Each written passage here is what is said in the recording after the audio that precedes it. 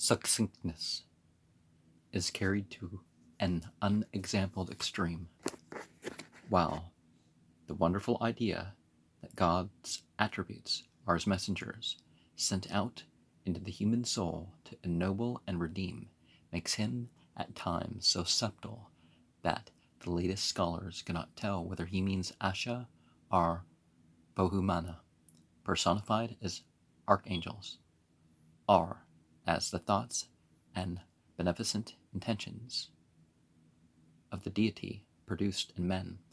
I can recall no passage whatsoever in which Bahu, Mana, Asha, Kshatra, etc. are not strongly felt to mean exactly what they signify as words, while at the same time they are prayed to and besought to come as if they're gods. And the word angel, people do worship angels, so I'm not saying that, but I'm not saying to worship angels. There's just, as he says, there's the option. Do you want to consider them names of God, or you want to consider them names of God that, just like the Shem HaMephorash, are, known to us through angels and known through us through the material world in various ways? And he regards it as most unfortunate that the Zendists should search for easy and natural expression in the Gathas, and the expression of commonplace detail is only in passionate utterance that their style becomes simple. And of course, one of the things that we need to think about is that these texts weren't just some dry literature and people spouted off something cosmologically. People, they're supposed to be effectual in both experience and in, motivation. Either the personification is purely poetical, which would make it, as found in the Gathas, considering their age and place, a very remarkable phenomenon, or else, having dogmatically personified the divine attributes, Zarathustra never forgets to express a respect which is higher than a respect for persons, that is, a respect for the principles which they represent. In making every laudatory statement, however, I take for granted what I fear is nevertheless far from uniformly granted, and that is that the reader will weigh well what makes all the difference, namely the very remote period in which we are obliged to place the Gathas and the comparatively rude civilization amid which we must suppose them to have been composed. We must set the ideas which lie before us in the framework of time and place. If we fail to do so, as a matter of course, the thoughts and their expression will contain for us nothing whatever new, but as viewed in the light of relation. After long weighing the matter, I cannot refer to them in any other terms than those which I use without becoming aware that I am recoiling through fear of exaggeration from stating what I believe to be the truth. As to the personal statement of Zarathustra, we can only say that it was devoted. His word, Zarazdaete, gives the keynote to his purposes. We are certain that he was a man of courage, but that he was not scrupulous at shedding blood is also evident. He was not reticent under misfortune, while yet endowed with rare persistence to overcome it. Well, depends on what you mean by scrupulous. Certainly the whole point, one of the points of prophets like him and Muhammad was to contextualize and obviously limit certain things like violence. His sphere was not restricted. The objects in which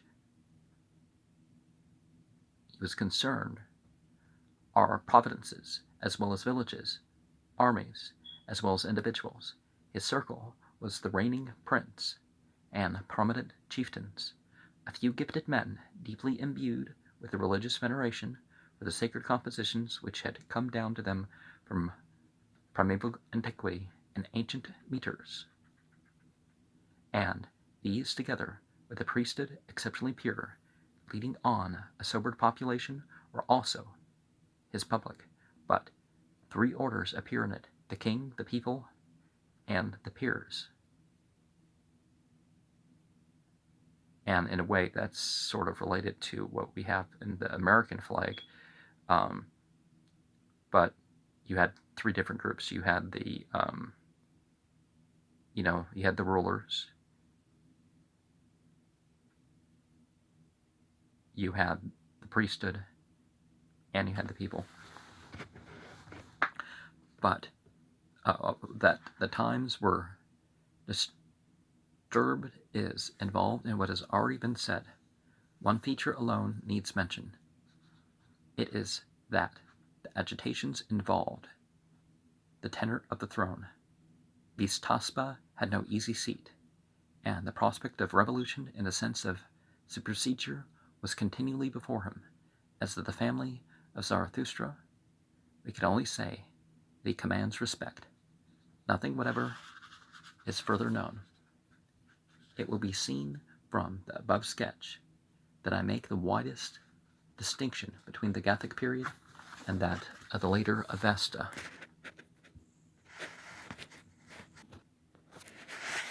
I do so, not influenced very greatly by the fact that the Gathers are cited in the later Avesta. Most of these citations are indeed genuine and valid as proofs of priority, while others are mere replacements of the Gathas, made for liturgical purposes, as Genesis is read in churches sometimes after portions of later material. But a book may be cited by another when it is merely prior to it, and not much older. Nor do I lay too much stress upon the difference between the Gothic dialect and the so-called Zend, but I do lay very great stress upon the totally dissimilar atmospheres of the two portions. In the Gathas, all is sober and real. The kind soul is indeed poetically described as wailing about, and the deity with his immortals is reported as speaking, hearing, and seeing. With these rhetorical exceptions, everything which occupies the attention is practical in the extreme. Grahma and Bendva, the Karpans, the Kavis, the Usiks are no mythical monsters. No dragon threatens the settlements. No fabulous beings defend them. Zarathustra, Gamaspa, Fashaastra, and Ma Ideyoma, the Spitamas, Habogvas, the Hakat Aspas, are as real and are alluded to with a simplicity as unconscious as any characters in history, except inspiration. There are also no miracles. All the action is made up of the exertions, passions, and living and suffering men. Well, people going through hardship. I don't know about suffering. Because the demon of discontent, going against the demon of discontent would be the end of suffering. Not necessarily the end of hardship, though. Let the Zendist study the Gathas will, and then let him turn to the Yasts, or the Vendidad. He will go from the land of reality to the land of fable. He leaves in one a toiling prophet, to meet in the other a fantastic demigod. However ancient the fundamental ideas in the myths of the Yasts and Vendidad may be, and some of them were certainly older than the Gathas, or the oldest Ricks, in the forms in which they now stand, they are greatly later. Well, certainly it starts out with cosmological and ethical things that we can more relate to, and then but it reaches into other areas. Because isn't that how the Buddhas and Taoists, and the figures that these religions are based upon, that's how they all sort of started. And it doesn't mean fable would be, it's made up. Just because something's of a different spiritual path doesn't mean it's just made up. Some things might not be true, but and obviously this family language for God is at least in Zoroastrianism it explains it. And even the Bible explains it. Today I've begotten you. It's like, well, if they weren't begotten before they were born, you know.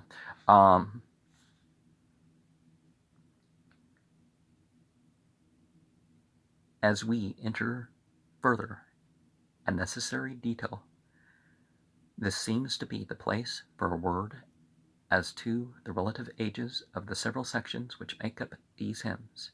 We see struggle and suffering, difficulty I presume, fear and anger in some of them, and we naturally group these together as having been composed at a particular stage in Zarathustra's career.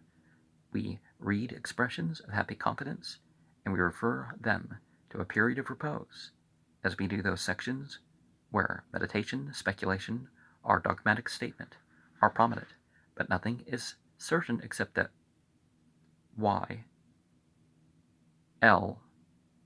that Yast 53 must have been written after Zarathustra had attained to a sufficient age to have a marriageable daughter. An ancient leader may have reached a position of influence from doctrinal productions, and afterwards expressed the vicissitudes of an active political career. One circumstance must, however, be held in view, and that is that neither the Gathas nor any other pieces, which were hardly at first committed to writing, have been preserved in the form in which they were delivered for the first time. The poet himself would file them into better order at the subsequent delivery, and verses which referred originally to one period of time would, if especially striking, be reproduced in subsequent effusions. Now, it's very possible that in his 30s he could have got married in his teens or early 20s, and his daughter could have been married in his 30s. That would have been completely make sense. I mean, when he was, and pieces which the composer may have left in one shape his early successors would have been likely to modify by interpolations, excerptations, or inversions.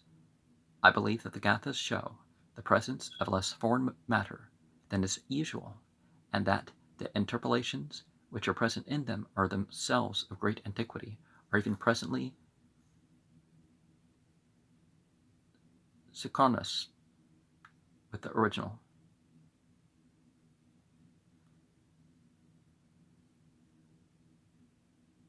Certainly few of them show anything like an ingenious attempt at imitation. If there exists any interpolations, and we may say a priori that all existing compositions of their antiquity are and must have been interpolated, and additions were the work of the author's earliest disciples who composed fully in his spirit, while the position of sections in this or that Gatha has little or nothing to do with the question of the relative age, the meters being all ancient, and the Ustavate, Spenta, Ma'inu, etc., showing as decided evidence of originality as any parts of the Huna Va'ete. And there'll be remarks on those later in this section, in the series that is this book.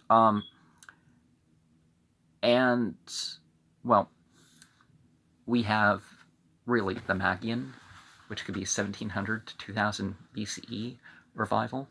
And at that point, you would have had things both of that period and pre-Zarathustra that could have been included, put back in, and certain beliefs and styles that would have been in what Zarathustra expressed if he was expressing a revelation, if he had revealed sayings that were compiled into books and perhaps worked into more artful narratives, you could say, than a handful of scattered sayings.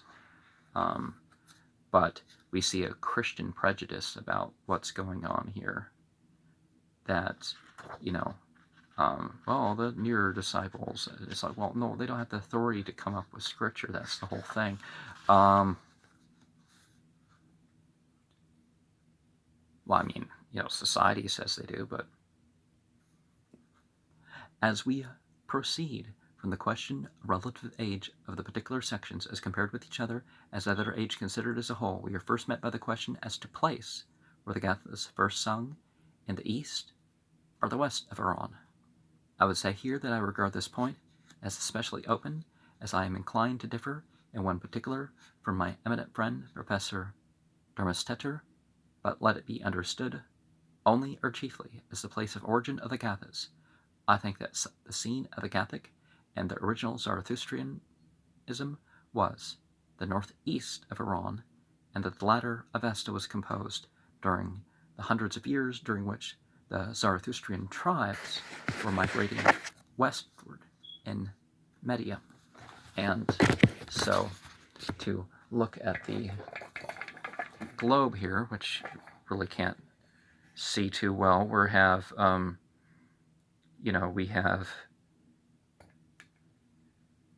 Azerbaijan over here, which certain details of what we're looking at. We're looking at like northern Oregon, southern Washington sort of height. Latitude. But Azerbaijan, like Afghanistan, Turkmenistan, Kyrgyzstan, Uzbekistan sort of area. But the east, it does seem more likely that the east would have been the original point, but it does seem that he would have also made it to Azerbaijan. So,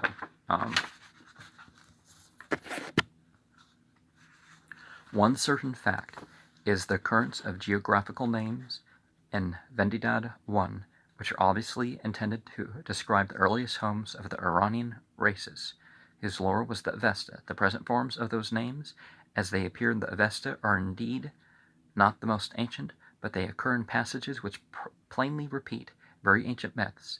These names describe a region from the middle of the north of Iran to the east of it, including ancient Bactria, but extending as far west as Raga, and as the Gathas are unanimously acknowledged to be the oldest portion of the Vesta, dealing, as they do with Zarathustra, as an historical person, we naturally look for the scene of his life in the oldest seats, the Zarathustrian Raga, much further west than the other places mentioned, seems to have a special claim to being regarded as his birthplace, as it possesses so firm a hold upon his name. But the epithet Zarathustrian, together with the special eminence of the governor of Raga, is needing no Zarathustra over him, that is, no imperial chief, may be both attributed to the successors of Zarathustra.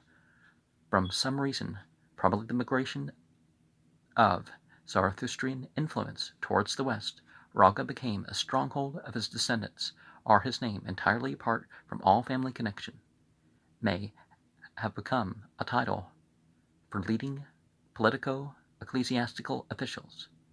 Compare the Zarathustrotema.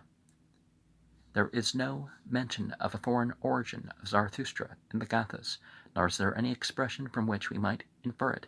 His family seems as settled as himself. The Spitamas are mentioned with the same familiarity as the Havogvas, and the persons named are, some of them, related to him. He was no isolated figure among the people whom he influenced, unless we can place Vistaspa and Gamaspa, Vasha Astra and Ma'ed Yoma in Raga. We cannot well place Zarathustra there, for he is to be placed besides them. Tradition of a late and dubious character places Vistaspa in Bactria, but it is better to leave the exact region undecided, as certainty can never be reached. The other circumstances which are imperative with many for a decision for the East is the region where Zarathustra labored, having been stated with perhaps the greatest power and beauty by Dharmastetter, who still inclines to the West. These are the strong analogies existing besides the Zen language and the Vedic Sanskrit on the one side, and between what people would have considered to be gods, heroes, and the myths of the Avesta and those of the Veda on the other. I mean, the language was different, but generally the Iranian or Persian or whatever you want to call that race and the Hindu, they share the same basic framework.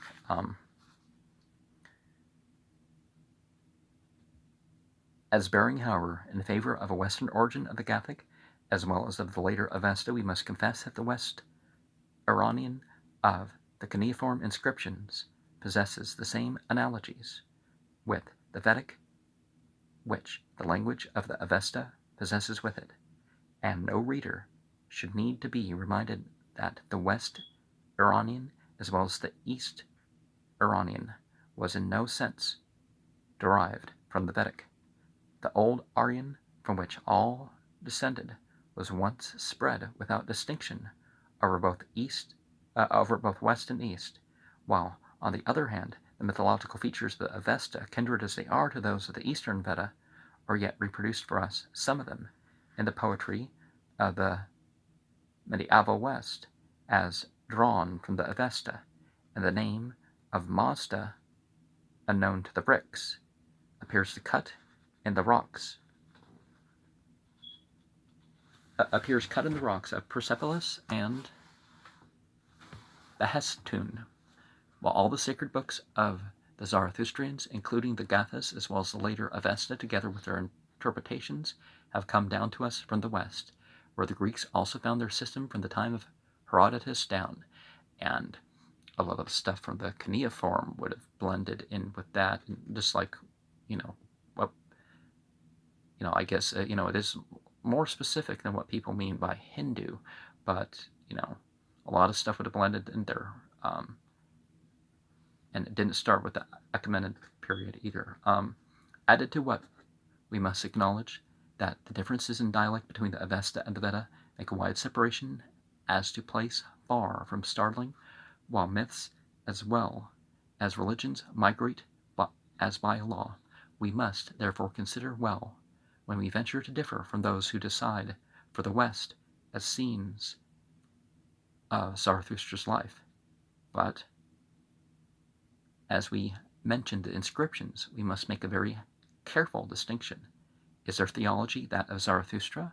If it is, this would certainly constitute a point in conjunction with the descriptions of the Greeks in favor of a still more extensive prevalence of Zarathustrianism in the West at the dates which the inscriptions cover. And one of the things with that, though, is I kind of think of it kind of like Sufism. Do you know what's going to be it before or after? Devo Athrasya Vedasa, or Medasa, is the note about something stated by Dharmastetter. Oh, the Ricks.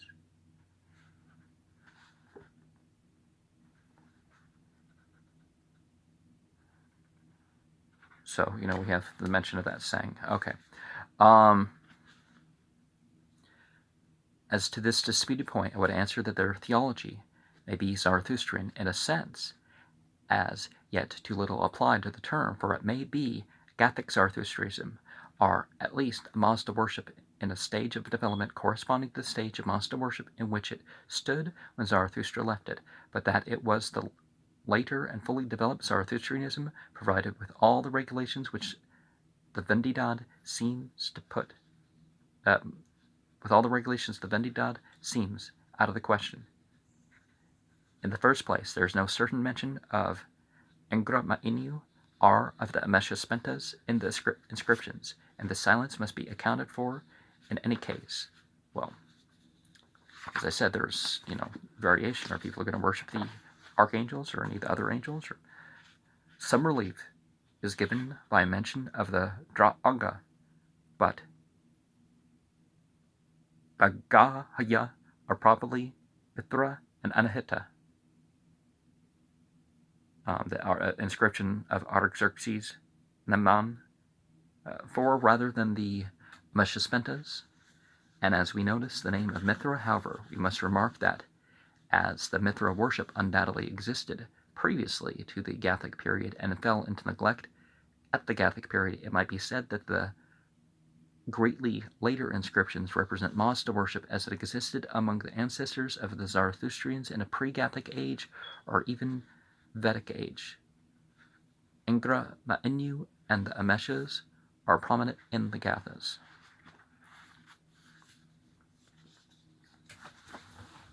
Well, just because people believe in angels and demons doesn't mean they have to be mentioned in every instance, right?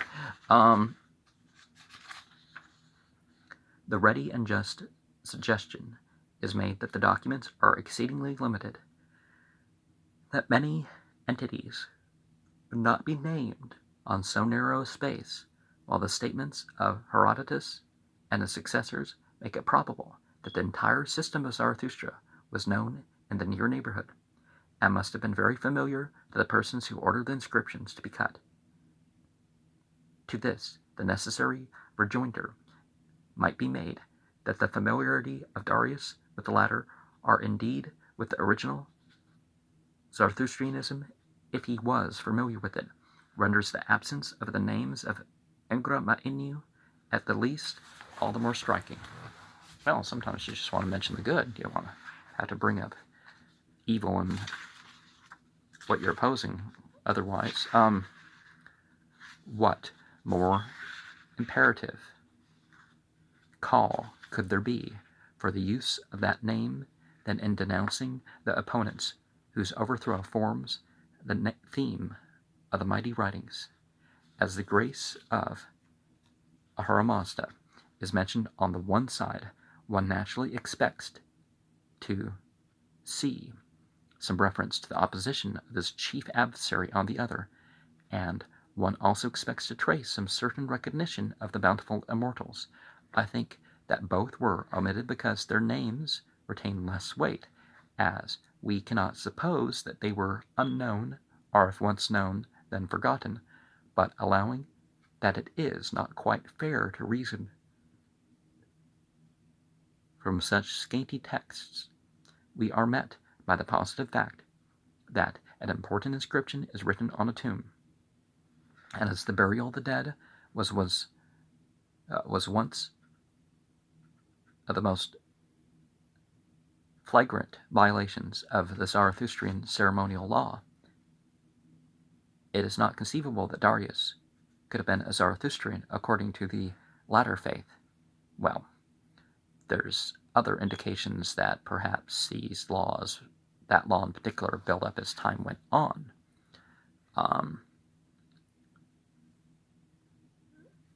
Because perhaps the excessive burial means was the issue, not the burial itself. It's like nowadays we put all sorts of chemicals, and you see like years later the grass doesn't grow on top of graves. And he was either a heretical schismatic, departing from a sacred precept, or he was following a creed of his fathers, a monster worshipper, but not of Zarathustra's order, or if a Zarathustrian, then a partial inheritor of Zarathustra's religion at an undeveloped stage. Just like these Westerners that talk about Islamic law, that it's developed. It's like, well, they made it too strict here, and they took away this here, and or if it's Zarathustrian, then a partial. Well, burial was not as yet forbidden by it, and at the same time he neglected also the prominent doctrines of the Gathas, So, if this because of this because of this, and it gets too complex, and then people don't follow it, and then they end up accepting Christianity and every other religion, even if the base of these things aren't as whatever.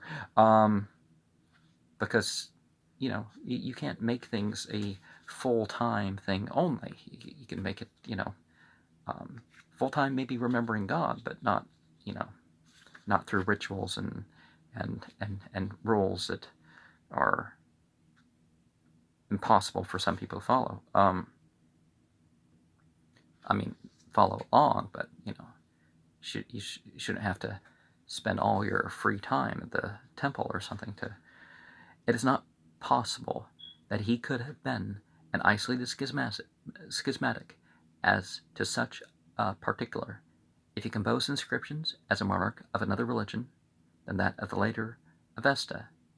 It would seem to prove either that he was an adherent to a cruder or half-effaced form of Gothic Zarathustrianism, which had founded its way during the long periods of its existence westward, before the latter Zarathustrianism arose in the western settlements, or else that it, the religion of the inscriptions, was simply originated where we find it from an original and widespread monster worship, which had not yet forbidden the burial of the dead. Well, and if you look beyond perhaps the Vesta word, perhaps we're going to find older evidence if we just figure that part out.